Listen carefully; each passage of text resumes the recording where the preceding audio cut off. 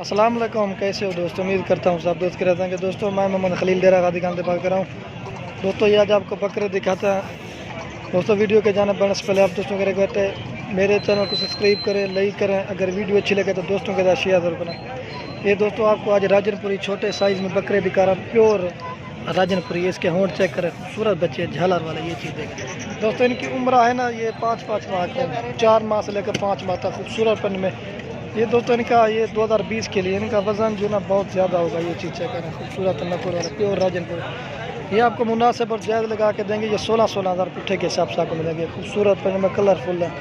ये चीज़ देखें, ये देखिए इनकी खूबसूरती के पैसे होते हैं, लेकिन अब ब्लैक में होता है ना वो इसी तरह का मिल जाता है 13 का। लेकिन ये चीज़ खूबसूरत चीज़ होता है ना, इसका रेट ज़्यादा होता है राजनपुरी का। ये चीज़ चेक करें, ये 16-16 हज़ार का मुनासिब रेट।